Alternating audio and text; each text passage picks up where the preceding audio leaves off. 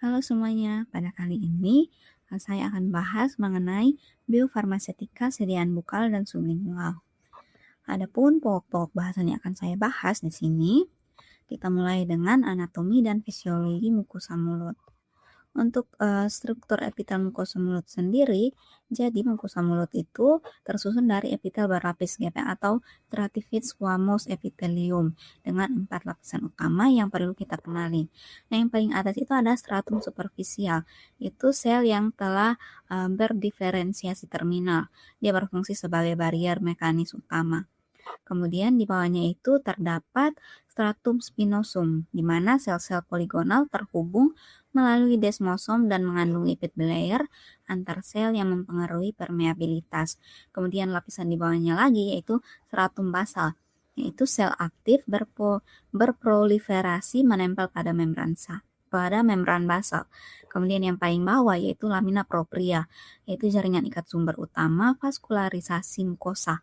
Nah, jadi perbedaan ketebalan dan derajat keratinisasi di berbagai sel, di berbagai area mulut inilah yang menentukan lokasi terbaik untuk penempatan sediaan transmukosal. Nextnya itu kita bandingkan dua lokasi utama absorpsi transmukosa, yaitu sublingual dan bukal. Nah, mukosa sublingual yaitu di area di bawah lidah memiliki epitel yang sangat tipis, hanya sekitar 190 mikrometer dan sangat kaya akan pembuluh darah melalui vena sublingual. Hasilnya, onset absorpsi bisa terjadi dalam waktu kurang dari 2 menit.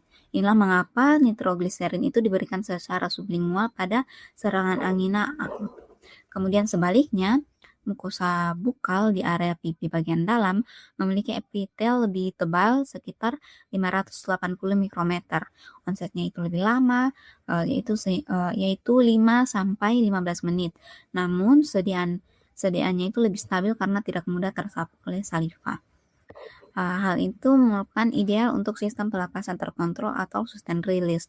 Jadi pemilihan antara sublingual dan bukal itu bergantung pada profil kecepatan dan durasi pelepasan yang diinginkan secara klinis.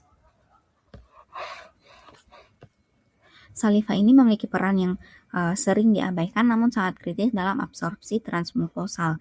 Yang pertama itu saliva itu adalah sebagai pelarut, di mana saliva melarutkan sediaan padat seperti tablet atau film sublingual agar absorpsinya itu bisa dimulai. Kemudian komponen musin. Jadi komponen musin dalam saliva itu membentuk lapisan gel yang sekaligus berfungsi sebagai mukoadesif. Kemudian dia juga memperpanjang waktu kontak sediaan dengan mukosa. Namun perlu diwaspadai bahwa enzim dalam saliva seperti amilase dan lisosim itu dapat mendegradasi obat-obat tertentu, terutama peptida dan protein. Hal itu harus dipertimbangkan dalam formulasi. Nah, dari sisi pH, rongga mulut ini memiliki pH istirahat yaitu 6,7 sampai 7,0. Daerah sublingual sedikit lebih basah yaitu 7,0 sampai 7,4. Sehingga kondisi ini menguntungkan absorpsi obat basa lemah karena lebih banyak berada dalam bentuk tidak terionisasi yang lebih mudah menembus membran biologis. Kemudian kita masuk pada mekanisme absorpsi dan penetrasi. Bisa dilihat ada dua jalur utama yang digunakan obat untuk menembus epitel mukosa, yaitu transseluler dan paraseluler. Nah, untuk jalur transseluler ini adalah jalur dominan untuk obat-obat lipofilik dengan log P lebih besar dari 1. Nah, molekul obat melarut langsung dalam lipid sel dan berdifusi langsung pasif mengikuti gradien konsentrasi. Jadi dia tanpa membutuhkan energi. Nah, selain difusi pasif, terdapat pula mekanisme transistosis untuk makromolekul seperti peptida. Nah, sementara itu jalur paraseluler dia memanfaatkan celah antar sel melalui tight junction. Yaitu jalur ini cocok untuk molekul kecil dan hidrofilik di bawah 200 Dalton.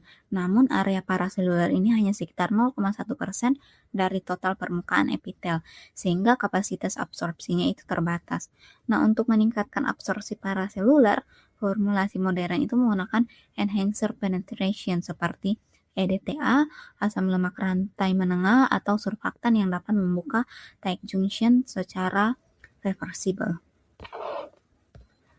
Kemudian untuk penghindaran first pass metabolism, keunggulan terbesar dari sediaan transmukosal itu dibandingkan sediaan oral konvensional yaitu dengan penghindaran first pass metabolism. Nah, pada rute oral yang ditelan, obatnya itu diserap di saluran cerna, masuk ke vena porta hepatika dan wajib melewati hati sebelum mencapai sirkulasi sistemik.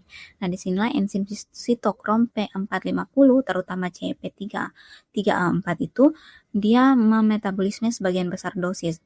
Akibatnya kadar obat aktif bisa berkurang 40-70% sebelum sampai ke target. Nah, sebaliknya obat yang diabsorpsi via mukosa sublingual itu langsung masuk ke vena sublingual menuju vena jugularis interna, vena cava superior dan langsung ke sirkulasi sistemik. Jadi dia sepenuhnya itu melewati hati pada tahap absorpsi awal. Nah, contohnya itu seperti nitrogliserin oral. Dia hanya memiliki bioavailabilitas 1-2% akibat VPM yang pasif. Namun via sublingual angkanya itu mencapai 80%. Nah, itu perbedaan yang sangat signifikan secara klinis. Kemudian kita masuk pada parameter bioavailabilitas. Untuk membandingkan performa suatu sediaan secara objektif, kita menggunakan 5 parameter farmakokinetik standar. Yaitu yang pertama AUC atau area under the curve. Itu mewakili total paparan obat dalam tubuh dan mencerminkan bioavailabilitas secara keseluruhan. Kemudian ada Cmax. Cmax ini adalah konsentrasi puncak dalam plasma. Cmax menentukan intensitas efek farmakologi maksimal yang bisa dicapai obat.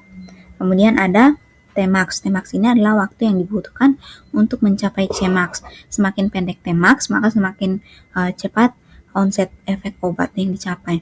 Kemudian ada bioavailabilitas absolut, di mana ini bioavailabilitas absolut ini adalah fraksi dosis yang benar-benar mencapai sirkulasi sistemik dibandingkan intravena sebagai referensi 100%. Nah, kemudian ada T setengah, yaitu waktu paru eliminasi, di mana T setengah ini adalah waktu agar konsentrasi itu turun 50% sehingga menentukan frekuensi pemberian. Kemudian ada profil AUC dan Cmax, di mana grafik ini memperlihatkan secara visual perbedaan profil farmakokinetik antara rute peroral yang rute biru, yang kurva warna biru, dan juga rute sublingual atau bukal yang kurva warna hijau. Nah, perhatikan bahwa kurva sublingual itu mencapai puncak itu lebih cepat dengan Cmax lebih tinggi. Nah, sedangkan kemudian untuk area di bawah, untuk area under the curve atau AUC-nya itu warna hijau, jauh lebih luas dibandingkan kurva warna biru, menandakan bahwa total paparannya itu lebih besar, sehingga kurva per oral itu lebih landai, puncaknya lebih rendah, dan dicapainya itu lebih lambat. Ini adalah efek langsung dari first pass metabolisme yang telah saya bahas sebelumnya. Selanjutnya, untuk tabel ini kita merangkum perbandingan secara komprehensif antara kedua rute. Nah, bioavailabilitas rute sublingual atau bukal itu berkisar 70-90%, jauh di atas peroral yang hanya 30-60%. Untuk Tmax-nya itu lebih cepat 5-30 menit dibandingkan peroral yang 1-3 jam. Nah, variabilitas antar pasien pun lebih rendah karena tidak dipengaruhi faktor pencernaan seperti pH lambung, motilitas usus, atau interaksi makanan. Nah, secara keseluruhan rute transmukosal ini lebih unggul di hampir semua parameter. Ini merupakan daftar referensi yang saya gunakan. Terima kasih.